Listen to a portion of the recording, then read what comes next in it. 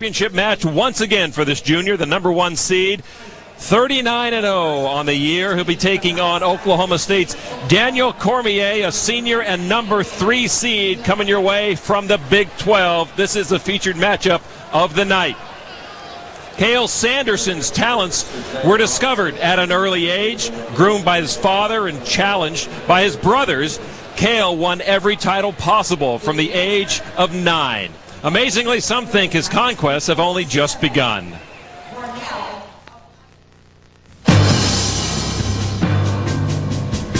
Wrestling has been kind of a family situation, and this is just it was always kind of a way to spend time together and be with one another and do something that we liked. I think I can take a little credit for making him tough. I used to slap him around all the time. I kind of had to figure out ways to compete with them and survive. We were actually close to the same size from the time he was about 6 or 7 years old. I was kind of small and he was always kind of big for his size. And so we spent a lot of time wrestling, and I think the thing that we've been able to do more for Cael than just be a workout partner is kind of help show him some of the things that he needed to do to be successful, as far as working hard and working with the right attitude and working for the right goals. His work ethic and his training habits, his focus, those are some of the things that stand out when I think about Cael Sanderson. He's a one of a kind. I just try and relax and keep my head clear. I mean, I try and figure out what I'm going to do and you know how I'm going to approach the match. I'm not going to get tired worrying about what's going to happen, and I just basically go out and go as hard as I can. And what's most impressive about Sanderson, he just seems to move freely around his opponent. Great motion, tremendous balance, and just always moving forward. He constantly attacks. He is a real scoring machine. He has a lot of movement about him, and a real sense for wrestling and a real passion for the sport. An amazing performance by Cael Sanderson, repeating as national titleist. I think Cael has and has always had kind of an extra sense about the sport. There's just something there. He seems to have an understanding and a feel for everything that's going on, and it's just kind of, not only has he been more successful than Cole and I, but I mean, to this point he's been as successful as any other college wrestler in history. Earlier this season, Cael left his mark on history when he surpassed the legendary Dan Gable's collegiate record of 100 wins without a loss, leaving many to speculate if Cael could be the best collegiate wrestler of all time. Until his career is out, we won't be able to say he is the greatest, but he certainly will rank among the greatest. And if he keeps going at the rate he's going, it could be real scary at the end. And there he is, poised for his 3rd straight national title, 118-0, his career mark. Iowa State's Cael Sanderson.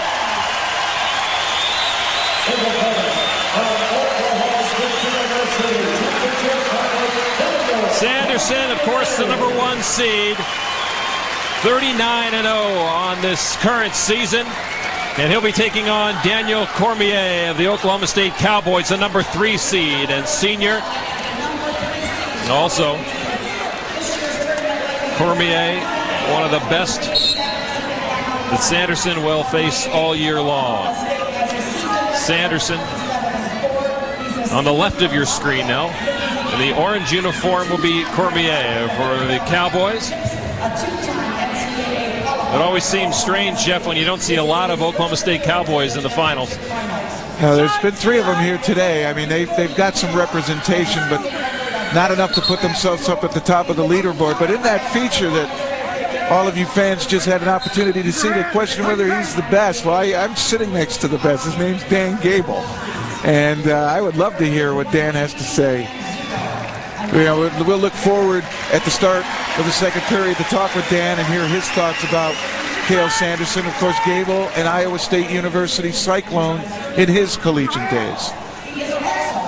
Cael Sanderson loves to score points, and certainly Daniel Cormier knows that. Cormier, really a daunting task going against the man of the hour in college wrestling so far. And a lot of times when you get an athlete like Sanderson so dominating, it's very difficult for anybody to come and face him. Now Sanderson down low has the leg. Sanderson now has both legs, and the first 2 points of the match scored by Cael Sanderson. Cormier's met him 3 times this year. He got majored, but then the last 2 have been decisions. So he's starting to understand how Sanderson wrestles. And Cormier is a great athlete. But he said when he faced Sanderson before, he was being cautious, didn't want to make mistakes. He didn't go after him using his own style of offense. And wrestling's about your style. And if you can put your style and impose it on your opponent, generally the results are good. But Sanderson, boy, I'll tell you, great motion. What impresses me about him is he just moves around his opponent. Even though the opponent's trying to stop him, he does it so effortlessly. He's like water traveling to the path of least resistance.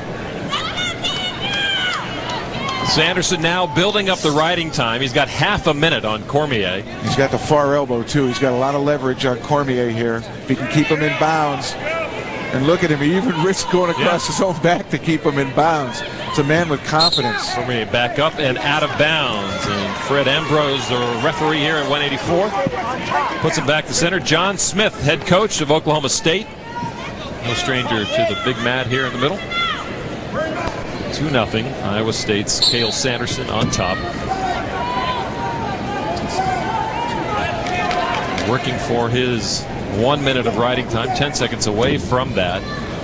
Appears all but assured of gaining a little bit of cushion with the riding time. Cormier seems he's got no way out right now. Sanderson, as you said, Jeff, has to keep working to keep that riding time clock running. Well, I think he was going to cut him loose as soon as he got his minute built up, and that's what he did. Look for him now in 30 seconds to try to get another takedown, and Cael will go after the takedown. Under 30 seconds to go. It's a 2-1 lead now for Cael Sanderson. He's so good at holding the head and reaching for the leg, and once he gets it, it's tough, and he does it again. So quick. I don't know if you call that an ankle pick or a sort of modified single where he's holding the head just to make sure he gets to it without the man being able to sprawl. So 9 seconds to go in the opening 3-minute period in a championship match at 184. Bobby Douglas, Iowa State Cyclones. He'll take full credit for all Cael Sanderson has brought to the mat, right? And his dad deserves a lot of it. The Wasatch program kicked butt in Utah. Closing seconds of the first period. It's a 4-1 Sanderson lead. We'll be back with period number 2 and Dan Gable right after this.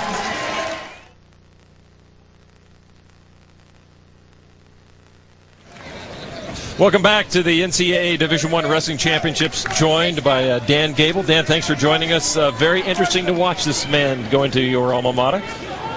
Well, this is the, I've kind of lost my voice a little bit. I don't blame you. I'm mostly in the stands, but this is the one young man that's probably got some talent that could really go with him. If his mind's there, and I can see already that because he's lost that first period, he's just a little bit behind in his reactions, and obviously it's but Sanderson that's forcing that action. But if there was one thing that Coach Smith wanted to do was to get this young man ready for one match with Sanderson this year, and this is the match right here. So, you know, he's got that opportunity, but he still hasn't been able to capitalize on it just because Sanderson's been on him. And you talked about that single leg or that ankle pick. It's a combination, you're right. It's a kind of a new scoring theory that the real good ones are really using right now. The Brands brothers do this a lot. All you do is have to touch a guy's leg, and you go with their body movement, and then you tackle the other ankle. So all you have to do is touch them about at the knee, and you just carry on in. It's not you're not penetrating yourself; they're penetrating you because you're going with them. So he does this very well, and you end up at the ankle and knee, so there's no defense, and you get a lot of scoring on the edge of the mat. And he does this very well, and because of this, his scoring opportunities are at all times there. Now Cormier is the guy that Coach Smith thought could go with him, but right now he's down 5-1, and obviously if it's a mind game, he's in a bad situation right now. Yeah, I think he's going to be playing it a little bit cautious, and right now he is. I would think he would try to turn up the offense a little bit. And if you don't, that's sort of respecting Sanderson too much. Well, you know, it's like you want to do something yourself, but all you're doing is fighting him.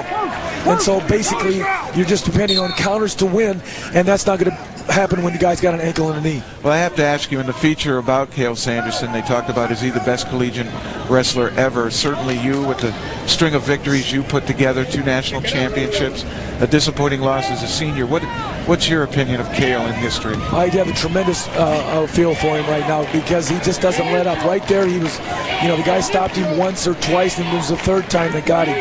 But, you know, he's on track to be the best. You know, that's just the bottom line.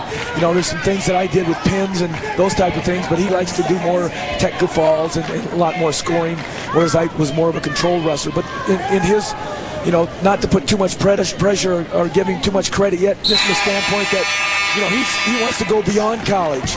So, you know, he's going to have to go on and do some things after that at the international level, World Championships, Olympic Games, and before he's going to be satisfied and feel like he's the best wrestler. But, yeah, if he goes undefeated this year and next year, you know, I think he's got that title. Well, 4 national titles, that would certainly, only one other person's ever done that, Pat Smith. Is there a Larry Owens lurking out there?